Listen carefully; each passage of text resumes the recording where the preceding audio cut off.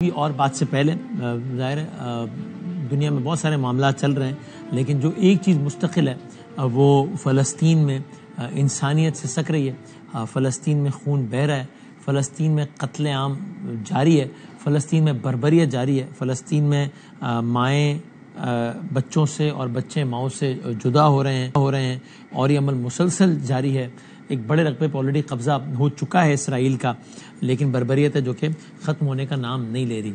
یہ دیکھیے کہ اب سے اور ایک عجب عالم ہے، یہ دیکھیے اب سے کچھ دیر پہلے سلامتی کونسل میں فلسطین کے جو مستقل مندوب ہیں ریاض منصور صاحب، وہ فلسطین کا کیس پیش کر رہے تھے، فلسطین کے حوالے سے بات کر رہے تھے اور وہ اپنے جذبات پہ قابو نہ رکھ پائے اور کس انداز سے انہوں نے سلامتی کونسل میں فلسطین کا کیس یا فلسطین کا عالم کن الفاظ میں اور کس انداز میں بتایا، یہ دیکھیے۔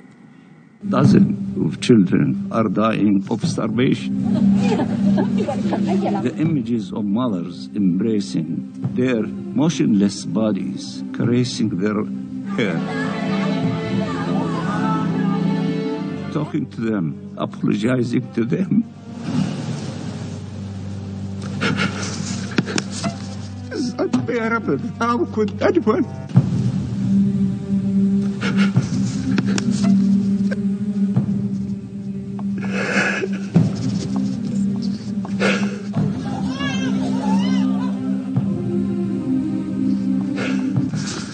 I have grandchildren. I know what they mean to their families.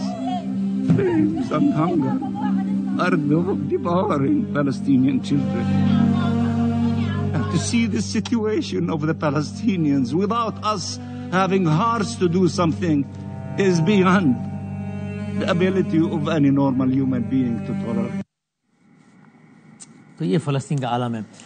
Pakistan کی طرف آئیں تو یہ ہم نریندر مودی کا مختلف باتوں پر ہمارا شکریہ ادا کرنا بنتا ہے، جس میں سے ظاہر ہے ایک یہ ہے کہ اپنی جو انہوں نے پسپائی کی ہے، اپنی جو رسوائی کی ہے، پھر وہ رافیل کا جو عالم کیا ہے، اور آپ کی خدمت میں ہم عرض کریں کہ بین الاقوامی میڈیا کے مطابق فرانسیسی جو کمپنی ہے اس کی اور بھارتی حکومت کے درمیان رافیل کی کارکردگی پہ اختلافات رپورٹ ہوئے، اور کہ فرانس کی جو دفاعی کمپنی ہے اور بھارتی حکومت کے درمیان باقاعدہ کشیدگی کی صورتحال دیکھنے میں آئی، جب فرانسیسی ماہرین کی ایک ٹیم نے بیکاز دے آر ورڈ، ظاہر آپ جانتے ہیں کہ یہ پوری ایک انڈسٹری ہے یہ، اور جس طریقے سے نام بدنام ہوا ہے فرانس کا اور متعلقہ انڈسٹری کا اور متعلقہ برانڈ کا، تو انہوں نے اس حوالے سے جائزہ لینے کے لیے بھارت میں موجود رافیل بیڑے کے معائنے کی درخواست کی۔ فرانس کی متعلقہ کمپنی نے بھارت نے اس کو ریجیکٹ کر دیا، اس کو انٹرٹین نہیں کیا، اور نئی دہلی نے سیکیورٹی خدشات کی بنا پر اس کو مسترد کر دیا۔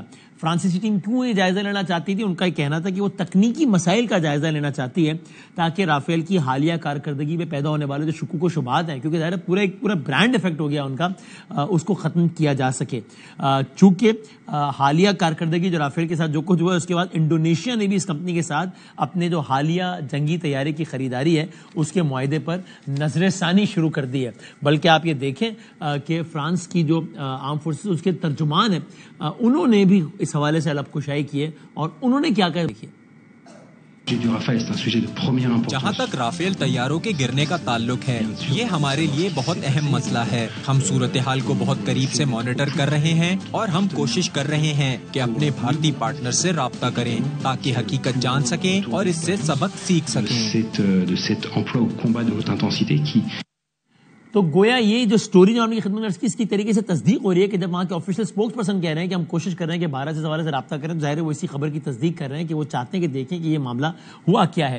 ایک اور جس بات پہ مودی کا شکریہ ادا کرنا بنتا ہے وہ یہ کہ آپ جانتے ہیں کہ قوم کا مورال ایک کوئی بہت آئیڈیل سطح پہ نہیں تھا، پولرائزیشن تھی، اور کس طریقے سے سارے کا سارا ماحول نریندر مودی صاحب نے اپنی بیوقوفیوں سے تبدیل ہی کر کے رکھ دیا ہے۔ ایک اور جو شکریہ ادا کریں وہ یہ کہ جو ایک ان کی غلط فہمی تھی اور خوش فہمی تھی، غلط فہمی یہ تھی کہ پاکستان آئسولیشن کا شکار ہے، خوش فہمی یہ تھی کہ ہم پوری دنیا کے اور اس خطے کے تھانے دار اور چودھری ہیں، وہ کس طریقے سے روزانہ غلط ثابت ہو رہے ہیں۔ اور نریندر مودی یعنی کہ ایک دنیا کے ایک ملک نے ماضی کے برعکس اس حوالے سے سارے معاملے پر ان کی فیور میں بیان جاری نہ صرف یہ کہ نہیں کیا بلکہ اس کے برعکس ہو گیا معاملہ، اور وہ بے شک وہ کہہ رہے ہیں بار بار کہ جناب یہ جنگ بندی میں امریکہ کا کردار ہے نہیں۔ ڈونلڈ ٹرمپ جو ہے وہ تقریباً روزانہ کی بنیاد پر اب تو باقاعدہ ڈاکیومنٹڈ فارم میں اس چیز کو امریکہ لے آیا ہے کہ یہ اس سارے یہ دو نیوکلیئر اسٹیٹس آمنے سامنے آ گئے تھے اور ہم نے جو ہے وہ اس کو اس معاملے کو سنبھالا ہے. ایک اور معاملہ جس پر اس کا شکریہ ادا کریں وہ مسئلہ کشمیر ہے, جو کہ اس انداز سے لائم لائٹ میں نہیں تھا لیکن اب لائم لائٹ میں آ گیا ہے thanks to Narendra Modi. Donald Trump کی ٹویٹس میں مسئلہ کشمیر کی بات نظر آتی ہے اور اب پاکستان میں بھی ہر سطح پر ہم جو انٹرنیشنل آڈینس کو بھی ایڈریس کر رہے ہیں تو اس میں بات ہوتی ہے. آج افواج پاکستان کے سربراہ فیلڈ مارشل سید عاصم منیر نے مختلف جو جامعات ہیں ان کے وائس چانسلرز, پرنسپلز اور جو سینئر اساتذہ کرام ہیں ان سے گفتگو کی. انہوں نے کہا اساتذہ کرام پاکستان کا سب سے بڑا سرمایہ ہے. میں آج جو کچھ بھی ہوں اپنے والدین کی وجہ سے ہوں, اپنے اساتذہ کرام کی وجہ سے ہوں. پاکستان کی اگلی نسلوں کی کردار سازی اساتذہ کرام کی ذمہ داری ہے. آپ نے پاکستان کی کہانی اپنی اگلی نسلوں کو بتانی ہے. جو ہم بھی بار بار عرض کر رہے ہیں کہ ابھی وہاں پہ پوری پروپیگنڈا کی ایک جنگ شروع ہوگی جس میں سفید کو کالا اور کالا کو سفید کہا جائے گا. تو ہم نے اس بات میں حقائق اپنا سچ اتنا بولنا ہے کہ ان کا جھوٹ جو ہے وہ اس انداز سے سامنے نہ آ سکے.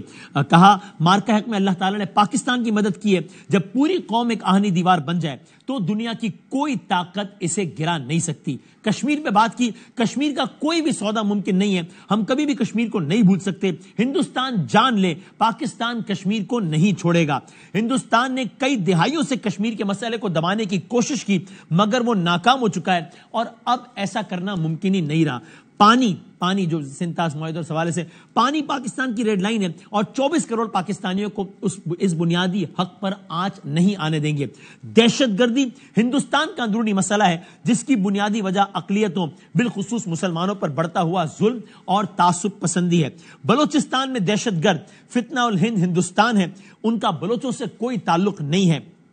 جو کوئی بھی ریاست کو کمزور بنانے کا بیانیہ بنانے کی کوشش کرے, جو کوئی بھی ریاست کو کمزور بنانے کا بیانیہ بنانے کی کوشش کرے اس کی نفی کرے. پاکستان کو ایسی مضبوط ریاست بنانا ہے جس میں تمام ادارے قانون آئین کے تحت بغیر سیاسی دباؤ کے, مالی اور ذاتی فائدے کے عوام کی فلاح کے لیے کام کریں. اور یہ آئی ایس پی آر نے رپورٹ کیا کہ شرکاء نے کہا یہ جو محفوظ دھرتی ہے اس کے پیچھے وردی ہے. ہمیں پاکستان اور مسلح افواج پر فخر ہے, ہم ان کے شانہ بشانہ کھڑے ہیں. تو یہ ساری کی ساری صورت سے پہلے کہ میں معزز مہمان کی طرف جاؤں تاکہ ہم ذرا پہلے تھوڑا سا اس بارے میں بات کرتے ہیں اور پھر پاکستان کی ڈومیسٹک پولیٹکس کی طرف آتے ہیں. ایک اور بیان دیکھیے نریندر مودی کا حالیہ ہی, جو کہ ظاہر بھی 28 اکتوبر گزری پاکستان کے ایٹمی اثاثوں جو سارا معاملہ ہوا اس پر بھی یہ بات بہت دیر بحث آئی کہ کیا پاکستان اور یہ دو ایٹمی طاقتیں خاص نہج پر آ رہی ہیں.